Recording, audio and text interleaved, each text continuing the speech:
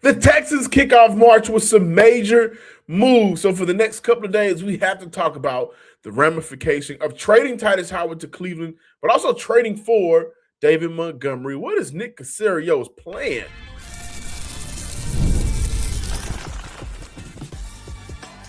You are Locked On Texans, your daily podcast on the Houston Texans.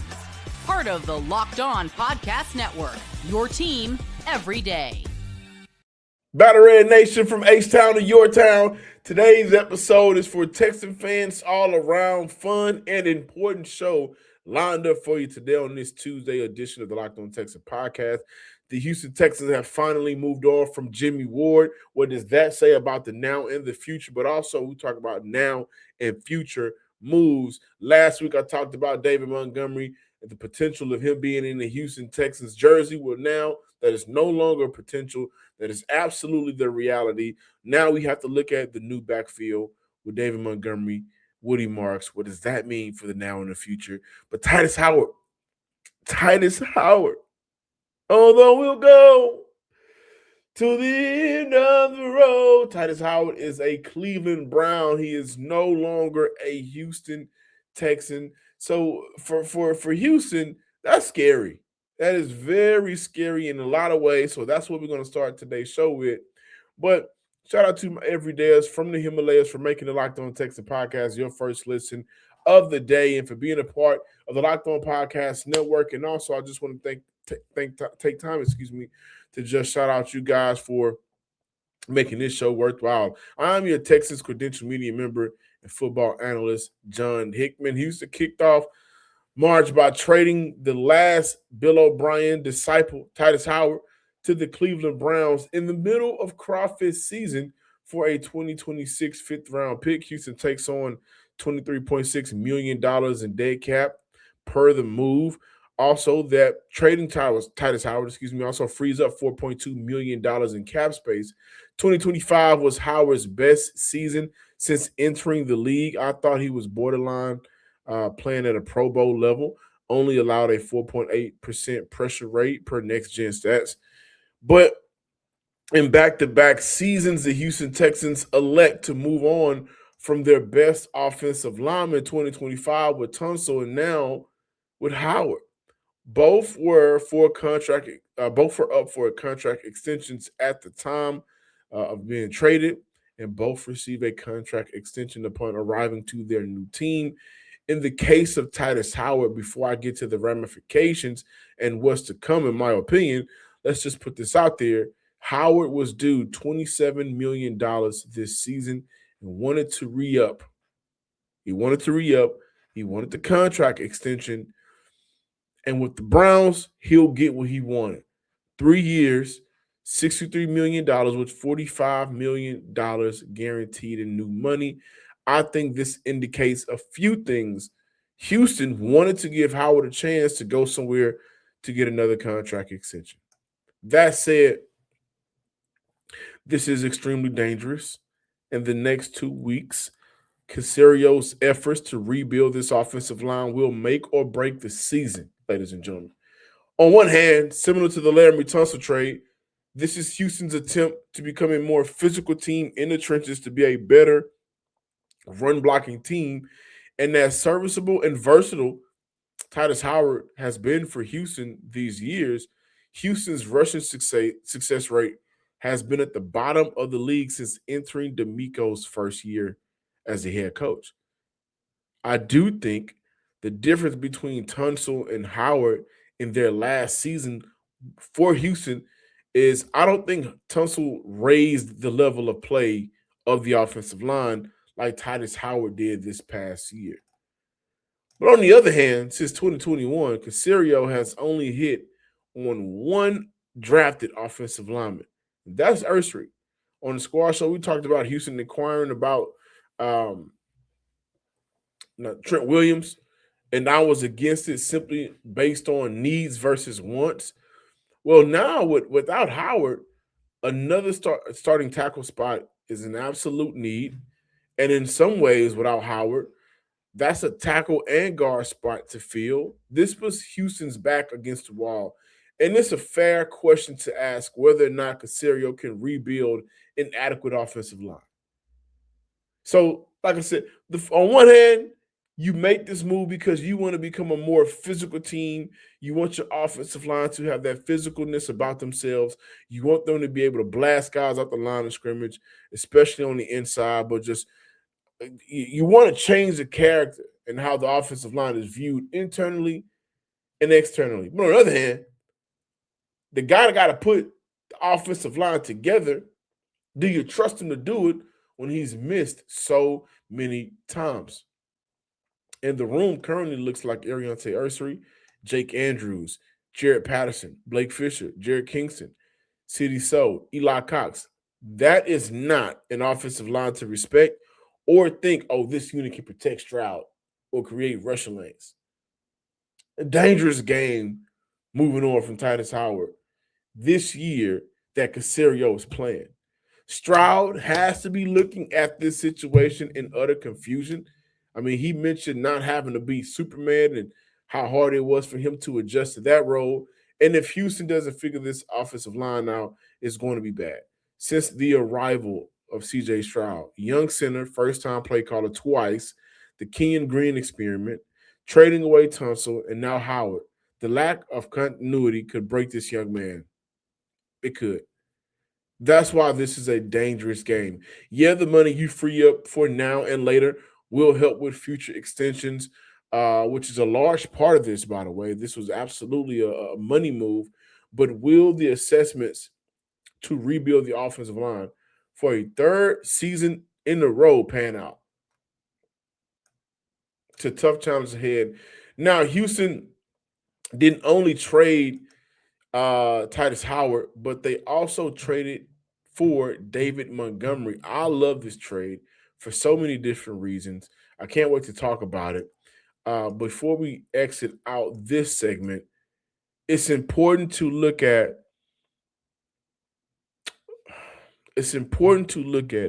without Tytus Howard.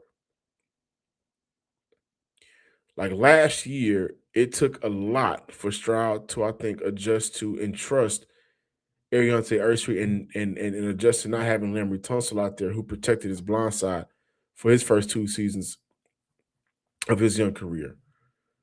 Now you're looking at a situation where you don't have Howard. Andrews, does he trust Andrews? Can he trust Andrews as a pass blocker? Okay, maybe he can as a pass blocker, but you also look at, okay, now I worry about where is the run blocking coming from.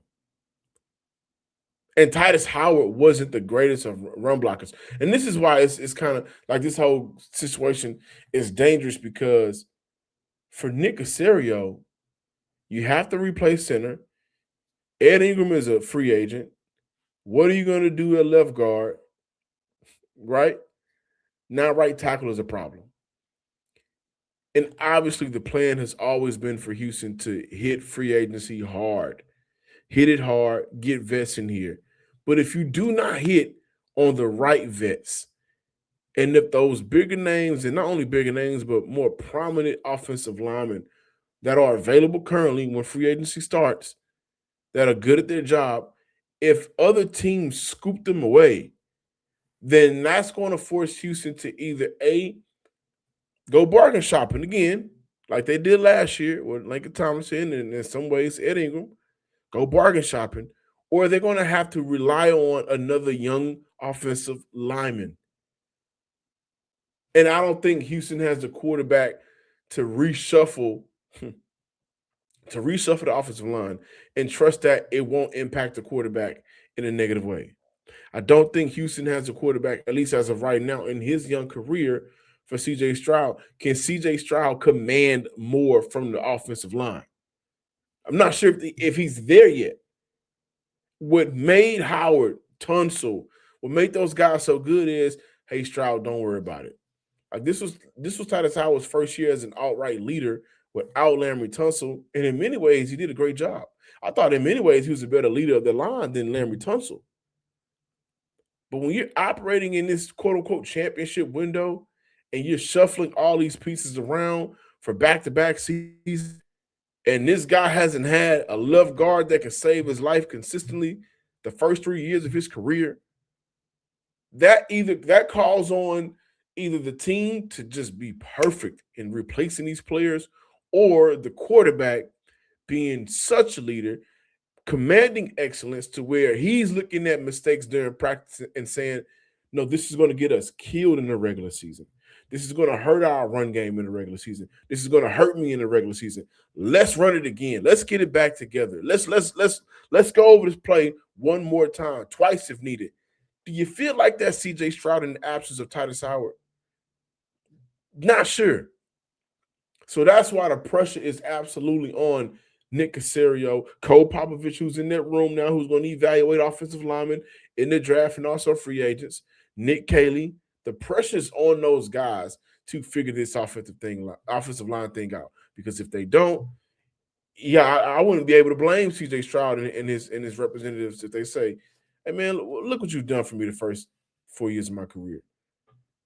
If I want to have any shot at surviving in the league, I may need to move around because you guys, you're not getting me the assets up front to take care of me. Now, we got to talk about David Montgomery. I love this move. I love the decision to bring in David Montgomery. More on the Locked On Texans podcast.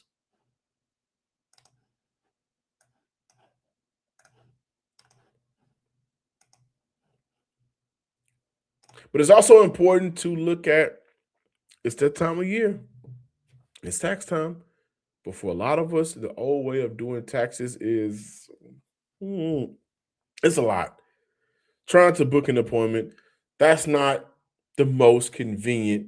Sitting in a waiting room with a stack of papers, manila photos everywhere, emailing back and forth and wondering if they really got your situation. But this year, you're getting a major upgrade. Intuitive TurboTax now has in-person locations nationwide. You can meet face-to-face with a real tax expert, and your documents get uploaded straight to your TurboTax app on the spot. And just like that, you're done. With TurboTax, your TurboTax expert, works to get you every dollar you deserve. While you get real-time notifications as you go about your day, it's the relief of waking up, walking in, and meeting a real person, and walking out knowing your taxes are being handled right. Head to TurboTax.com/local to find a store near you and book your appointment today.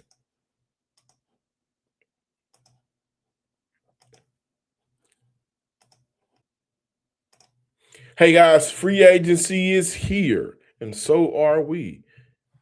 From now through March 15th, get the free Everyday Club with promo code free agency, all caps, no spaces. Again, now through March 15th. Go ad free and keep this conversation going on Discord. Join the Texans Discord club at lockedontexans.supercast.com. Now, I sat here and told you guys that Nick Caserio talked about the stock market, and when the market is down, it's time to invest more. Yeah, y'all remember the episode, right? And I mentioned David Montgomery as a name for the Houston Texans. I just liked him in Houston. I liked the idea of him in Houston. And that was a big reason why. I mean, rushing touchdowns since 2023, David Montgomery, 33, sixth among active running backs. The Houston Texans as a team, 34, tied for second fewest in the NFL in that time span. I love the addition of the player more than the situation, considering they traded Titus Howard and they essentially got to find 3 to 4 new offensive linemen, right? Depending on how you feel about Jake Andrews, considering there's no left guard worth much right now for Houston. Do they feel positive about Blake Fisher moving forward? Ed Ingram is a free agent, so they got to figure the offensive line out. But the addition of the player is absolutely perfect in my eyes. The situation, not much. But ultimately, getting David Montgomery in this backfield really sets Houston up for success if they can figure out the other moving pieces. And I know he'll be 29 at the start of this season. However, I'd be more scared if Montgomery wasn't 31st, and 27th in rushing attempts in the last 2 seasons. So I look at those numbers, and I say to myself, well, his body hasn't been taxed as much as other backs. I also look at he's an excellent first and second down back. And for Houston, they need that. Posting 4.4 and 5.5, 5.4 yards per carry, respectively. Also for the Houston Texans, if we go based off of last year, and honestly in the last couple of seasons altogether, but for last year, they were abysmal in the red zone. Now look at David Montgomery. Okay, what value does he bring for the Houston Texans? 6 red zone touchdowns. Now, the compensation for the trade was a 2026 4th-round pick and a 2027 7th-rounder. I know some Texan fans are maybe upset at that, but there is no reason to be mad. Houston still has a 4th-round pick in this year's draft. They also now have 2 5th-round picks due to the Tytus Howard trade. I don't get the issue for the actual trade itself. Plus, he's only making $6 million this season. He's under contract for the next 2 years. The Houston Texans now have a running back who's going to help keep the cost low to set themselves up for a chance at Tyler Linderbaum or all of the other top offensive linemen that will be available this year. I think Houston views Linderbaum as their top free agent target. I really do. Now you are looking at a situation where Houston saves $4.2 million at some point. I think we'll see Houston cut Mixon and save $8.5 million. Now for the Houston Texans, Houston is saving nearly $6 million between what they'd save and what they pay out to Montgomery. And the 4.2 is from what they're going to save this year for Titus Howard. So the 4.2, the 8.5, you combine that. You also look at, hey, we're going to give this running back $6 million, roughly $6 million. That's going to help Houston out financially in a major way and also from a player perspective. Now, if folks are concerned because Houston's line isn't Detroit's line, then from that standpoint, I get it. And that takes us back to the Caserio being in a do-or-die mode because you can't afford to not build a line you envision while trading Tytus Howard and trading for a running back who has had the luxury of playing behind some great offensive line. So I get that. I really do. The pressure is on. Here's something else. Here's something else that I want to throw out there. Signing David Montgomery, who is under contract for another 2 years, doesn't necessarily stop Houston from investing in that running back room for maybe getting to Mike Washington later in the draft. How often have you guys heard me talk about here on this show or the squad show, and sometimes I was crucified for it because obviously Texan fans don't want to get into the Patriot way when it comes to the Houston Texans. And by all means, you have every right to feel that way. But the fact remains is it's obvious what they want to do. It's obvious how they're going to put this roster together. And you've heard me say the reason why I like Woody Marks the most is simply because he's going to be a perfect RB2 for what I think the ultimate running back room is going to look like. And how the running back room currently stands. Woody Marks at RB2, David Montgomery at RB1. Obviously, those are interchangeable pieces depending on matchups, depending on situations, depending on the drive. And then you also look at David Montgomery having a lot of experience with sharing the rock and still being an impactful running back. You look at that and you say to yourself, yeah, this is going to look similar to what the New England Patriots have done for years. What's missing right now is a burner. That is what's missing for this Houston Texans backfield. And when we see Mike Washington Jr. out of Arkansas, SEC product, run a 4.3, and he's also a running back with plenty of football experience, 5 years playing football in college. So it's not like he won't come in with some type of vet mindset. I get the college game and the NFL game is different, but he has played enough college ball to be, in many ways, a vet in his own way. 6'2", 220, 4'3", 40. Last year, 8 TDs, over 1,000 yards. He would be the perfect juice running back to add to this room. So, like, if you would have looked at adding Kenneth Walker, okay, now you're looking at a situation where you're going to be paying double and some change for Kenneth Walker. And would adding Kenneth Walker take away from what you want to do throughout the draft? Take away from what you want to add throughout free agency? I think so. But Montgomery, who is still, in terms of average per pop, still a good runner. And I've told you guys, Houston loves Woody Marks. He ain't going nowhere. Now you got the perfect combination. All you have to do now is add some juice to that room. I wouldn't be shocked if the Houston Texans looked at Mike Washington as a guy later in the draft and said, you know what? We took care of ourselves in free agency. Let's go get some speed in the backfield.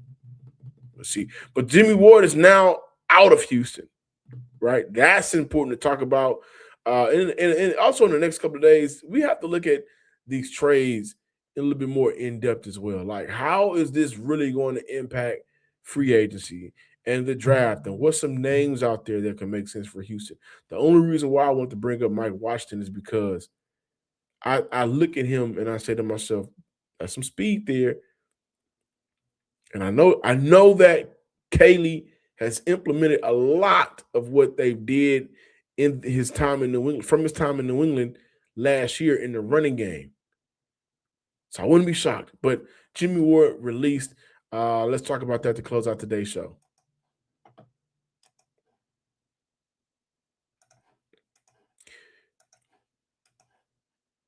And before we dive into that conversation, Texan fans out there, college basketball is nonstop. Big games, tight spreads, momentum swings every single night from early tip-offs to late-night West Coast shootouts. There's always action on the board. And now FanDuel is giving you a way to turn that energy into even bigger potential wins with a college basketball parlay profit boost. You can build any college hoops parlay you want, rivalry games, ranked matchups, whatever fits your read. Then you can apply the profit boost and instantly bump the potential payout. That's major. Go safe, go bold. Ride with the hot team or ride with the team you've been following all season. It's your parlay, your style, however you want to do it, now with more upside behind it. Head to FanDuel.com to get started. That's FanDuel.com. FanDuel, play your game. And also, Texas fans, especially my business owners out there, sometimes you need help. Workplace chaos, deadlines stacking up, inbox overflowing, and the one position you have to still feel sitting open when the pressure is on and you need the right hire.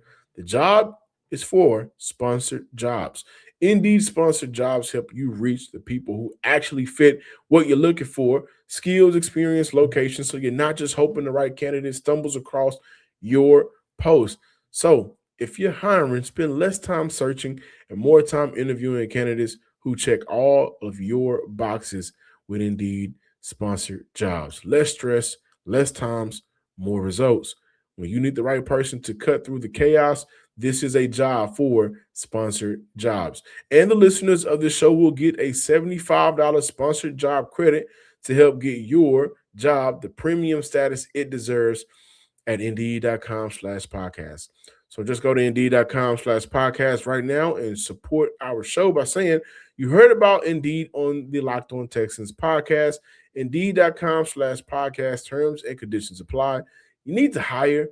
This is a job for Indeed sponsored jobs. Closing out today's show with some big news for a lot of people out there. The Houston Texans have moved on officially from Jimmie Ward. This will save Houston $750,000 on their salary cap.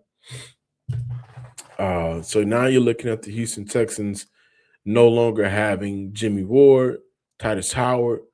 Juice Scruggs is also a part of the I didn't mention that, so forgive me. Juice Scruggs is a part of the David Montgomery trade. So the 4th rounder, the 7th rounder, and also Juice Scruggs is now in Detroit. Shout out to Juice Scruggs, man. I had a couple of opportunities to talk with Juice Scruggs, man. Good kid. I think that in many ways he got what he needed too late. And so he's going to go to a place in Detroit who has really put together some solid offensive lines under Dan Campbell's coaching staff. And in many ways, similar to Kenyon Green, I hope he can figure it out. Right? He's still a young offensive lineman, still a young player. And so he has an opportunity to kind of right the ship of his career. But for the Houston Texans, moving on from Jimmie Ward, like immediately, I wonder what took them so long. Jimmie Ward was paid out, what was it, $10 million last year or something close to that? What took him so long? He got paid last year and didn't earn Houston no money. No jersey sales, no stats, no reps, no interceptions, no tackles, no nothing. And I think for Houston, this could be viewed as the start of, if you're not working out for us, we just got to move on from you, because we're really in the business of winning. And this goes back a little bit to DeMeco Ryans tasting how close he was to a Super Bowl. He saw it. He saw it. He saw the Saturday before Houston took on the Patriots. He saw Bo Nix injury. He saw that Broncos team. You know that he probably wanted to get his get back on that Denver Bronco team because they beat him at home without the quarterback because of the concussion. And it was viewed by many people as a dirty hit. And we know Sean Payton's history. But you know that DeMeco was just, let's just get past the Patriots. Let's go ahead and knock off who they call Big Brother. Let's get past him. We're no longer whoever they want to be of the South. We are us. We are Texans. This is the swarm mentality.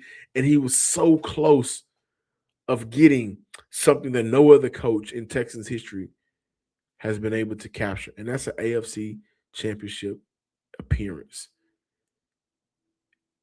And at the end of the season, that post-game press conference, DeMeco was a little lifeless. And I think, this is me speculating, and I could be wrong, but I look at DeMeco's demeanor after every game, even after a loss. It wasn't as bad after that playoff game. Obviously, the playoff game and regular seasons are different because that's it. You lose, there is no next week to prepare for. But ultimately, DeMeco, like many of us, saw the opportunity in front of him and thought to himself, this was it. This was my chance. And so the next month or so, I believe DeMeco Ryans has been in a period of reviewing and reestablishing. If you're not doing what I need for you to do, I'm not going to pay you, and I don't want you to be around. I'm not going to cover up for whatever. And that, moving on from Jimmie Ward, I think speaks to that. You know, Jimmie Ward was his boy. I was his boy. Got to move on from you, dog. You're not bringing what I need on or off the field.